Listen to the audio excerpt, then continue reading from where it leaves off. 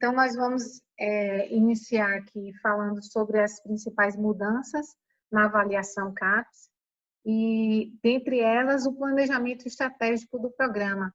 Nós fizemos no nosso programa o planejamento estratégico e nós gostaríamos que ele contasse com muito mais participação da comunidade, mas foi o que nós tivemos fôlego para fazer, embora a gente creiamos, né, que fizemos um planejamento estratégico adequado, considerando, né, todas as iniciativas e as pontuações para a internacionalização da CAPES. Esse planejamento estratégico já foi no relatório de 2019 com medidas implementadas. Um exemplo dessas medidas foram a incorporação de professores estrangeiros, o uso de mídias sociais pelo programa, dentre outras, ouvidoria, o processo sistemático também de avaliação. Então, quem já estava no programa sabe que respondeu o questionário de avaliação. Esse questionário de avaliação nos deixa muito mais próximos da comunidade discente, né? E com possibilidade de estar auxiliando a comunidade discente também nas suas dificuldades e ouvindo a comunidade discente para trazer os ganhos e melhorias para o programa. A formalização de professores nós já falamos. Então, o nosso PDI, né, ele ainda tem medidas a serem implantadas, mas a gente já está em curso e eu creio que no próximo nós já fizemos a submissão do relatório com o nosso planejamento de acordo com o PDI da UFBA, né, que é o Plano de Desenvolvimento Institucional. Então, nós temos o nosso plano, né, gestor, que está de acordo com esse Plano de Desenvolvimento Institucional da UFBA. E almejando, assim, essa maior interação, né, entre os pares do programa e a comunidade discente e docente. Então, quais foram as principais mudanças? O que a CAPES trouxe para a gente, assim, de reclames, né, no modelo de avaliação? Então, uma delas foi a necessidade de cada programa ter o seu plano gestor. A outra que trouxe para a gente foi a questão da autoavaliação, né? Então, a necessidade do programa ser avaliado pela comunidade, que já temos isso em curso, implantamos, inclusive, com algumas reuniões com representantes estudantis, as melhorias no programa. Esse modelo único de avaliação, então, imagine que são as diferentes áreas sendo avaliadas por um modelo único, isso é bastante complexo. E a produção, a indicação de produção. Então, os discentes que estão aqui precisam também saber que a pós-graduação é muito bem pontuada com uma excelente produção discente.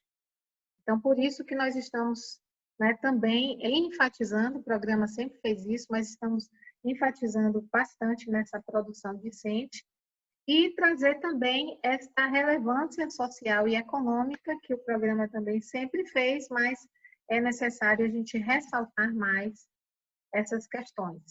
Então, isso aqui é bem resumido sobre essas mudanças, só para a gente poder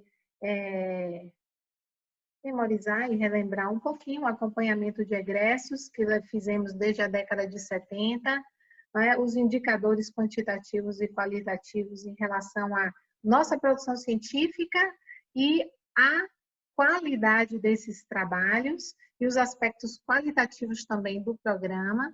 A mudança no Qualis, vocês já receberam um tutorial recente sobre essa mudança no Qualis e como é que a gente vai buscar os periódicos para o nosso programa de forma mais adequada, e a internacionalização e a inovação. Essas foram as mudanças, é nisso que a CAPES está baseando, não é, a sua nova avaliação do programa. Então, eu fiz aqui, resumidamente,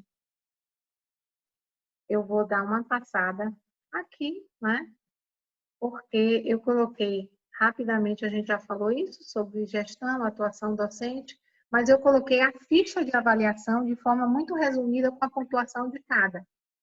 Então, nós temos essa articulação de linha, a estrutura do programa, a missão do programa, tudo isso foi revisado e reestruturado nesses últimos 9 meses, não é?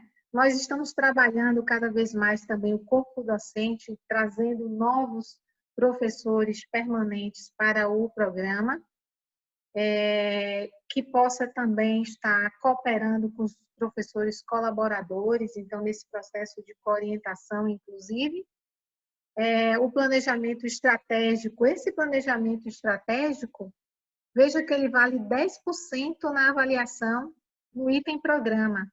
E a autoavaliação, ou seja, vocês vão receber um questionário lá para o mês de novembro, um questionário online, onde vocês vão poder estar fazendo esta avaliação do programa, e vocês entendem já que essa avaliação do programa é um requisito que a CAPES está exigindo. Então, veja que já o planejamento gestor da gestão do programa e autoavaliação, só isso aí já são 20% na avaliação do próprio programa, além da estrutura do curso. Na avaliação formação, nós temos aqui 30% para a qualidade das dissertações e teses, ou seja, dessa produção, e o que o discente produz também é 30%. Por que o discente? Porque é um produto da dissertação, um produto da tese, não é? Lógico que tem sempre os pesquisadores sêniores, mas a gente tem que ressaltar como uma produção também, né, prioritariamente discente. A análise de egressos que conseguimos fazer da década de 70 para cá, né? Isso com ajuda muito grande da Ana Carla, a nossa secretária, daqui a pouco a secretaria vai ter uma breve palavra, pontua 10%. A produção docente, 15%. Veja a diferença entre produção discente e produção docente, né? E a atuação do docente, ou seja, o envolvimento do docente com o programa também pontuado em 15%. Ou seja, o docente passa a ser a sua produção científica, mas também o seu envolvimento com o programa, para somar esses 30% e ficar equivalente à produção discente. Agora aqui no item impacto na sociedade, nós temos aqui o impacto do caráter inovador, né, da produção qualificada. Então, a gente tem aí essa inovação e produção qualificada, é uma das questões novas que estão sendo incorporadas nessa avaliação, 55%. Então, aí eu espero muito contar com as pesquisas inovadoras que o laboratório que mais contribui com o nosso programa, que é o LAP, né? A gente sabe disso, da grande contribuição que o LAP tem, como o LAP tem trabalhado durante esse período de pandemia, né? Então, nessa questão de inovação, é algo muito importante. As parcerias internacionais, o PROA também é outra instituição que bastante colabora em relação a parcerias, né? Então, assim, essas parcerias internacionais são fundamentais, e essa produção e inovação, mas que tem a característica do programa, que não basta ter só a cooperação, né? Por isso, a gente ressalta muito esse papel das cooperações do LAP, né? Com a coordenação do professor Brice e do professor Eduardo, que trazem para a gente uma colaboração efetiva dentro do programa. Isso é algo importante e que a gente chama aqueles professores que têm parceria também internacional para que possam estar trazendo as suas parcerias para dentro do programa. É um impacto econômico, social, não é? A gente está valorizando muito os trabalhos de extensão, que temos demais, mas a tendência é a gente valorizar mais, 20%, e a internacionalização, 25%. Como medidas de internacionalização, as mídias sociais estavam dentro da visibilidade e internacionalização do programa, não só os professores visitantes que foram oficializados, né, nesses últimos 10 meses dentro do nosso programa, alguns como permanente, nós ainda estamos verificando isso com a CAPES, porque não é possível registrar o permanente que não tenha CPF, Então, esse é um problema que tem no sistema e nós estamos vendo isso com a coordenação diária. Mas na autoavaliação, só passando aqui o que a gente já fez, o levantamento de egressos, os egressos também mais profundamente de 2006 para cá, e o acompanhamento de vocês, que é o que a gente está fazendo. Até o momento, não é?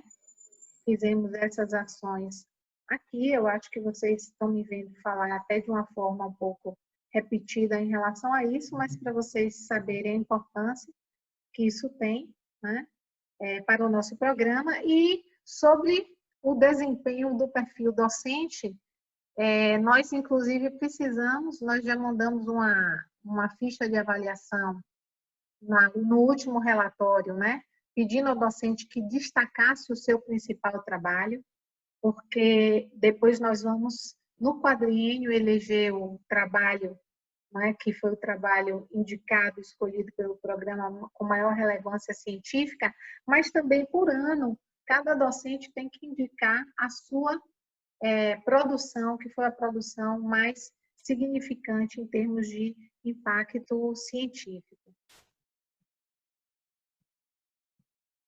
Então, nesse processo de reformulação, incentivo aos docentes permanentes, inclusive, para colaborarem com os docentes colaboradores e com os docentes participantes, né? A inserção dos professores internacionais. Fizemos um componente curricular totalmente em inglês, que é um pré-requisito para que a gente passe para o nível 6. Então, atualmente, se a gente for ver lá, tem que ter componentes curriculares totalmente em inglês. Então, isso já foi aprovado esse semestre, e os canais em mídias sociais. O que falta? O que falta? Nós temos um trabalho grande com a secretaria, não é, de reestruturar os relatórios de 2017 e 2018. Por quê? Porque a nossa avaliação vai ser feita em cima dessa ficha que vocês viram de forma resumida. Então, por exemplo, o que era classificado com o Qualis antigo, a gente vai ter que reclassificar todo utilizando a técnica de Quartis. Então, vamos usar lá os indicadores Simago, Clarivate, e vamos fazer toda essa qualificação por Quartis. Também verificar o índice H dos professores, não é? Vejam a importância, quando a gente fala sobre isso, da necessidade de publicar bem, né? E da necessidade de manter o Lattes atualizado, porque a gente vai puxar essas informações todas do Lattes, né? Todas têm que estar consonantes, então a gente talvez precise revisitar o nosso Lattes. Vou mandar uma ficha de avaliação com essa proposta para que cada um, docentes e discentes, reveja o seu Lattes, contemplando essa ficha de avaliação. Refazer, né, essas pontuações que estamos verificando por quartil, e estruturar o relatório de 2020 contendo essas informações sobre as principais produções dos docentes. Então, em breve, vocês estarão recebendo o nosso pedido, né, de envio da produção de 2020.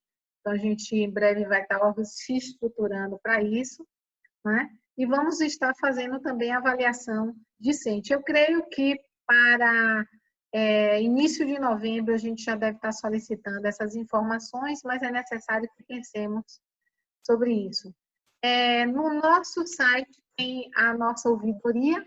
A ouvidoria, se presencialmente, era para ter uma urna no PPGMS, mas como agora nós estamos só remotamente, essa é uma ouvidoria que tem um link do Google Forms, onde você pode fazer sua sugestão, sua crítica construtiva de maneira anônima, porque a gente quer ouvir, né, as contribuições docentes e discentes para melhorar o programa. E esses são os nossos canais na mídia. Se você ainda não curtiu o nosso canal no Instagram e o nosso canal no YouTube, siga o nosso canal no Instagram e YouTube, porque a partir daí a gente está divulgando as coisas que são de interesse do nosso programa. Então, basicamente, essa apresentação para aqueles que ainda, né, não se inteiraram completamente ou não tiveram a possibilidade de ter um encontro presencial conosco e o faz assim de forma remota. E aí eu passo agora a palavra para a secretaria. Então, rapidamente, a secretaria vai fazer alguns comunicados e, em seguida, nós vamos bater um papo com o professor Carlos Brites.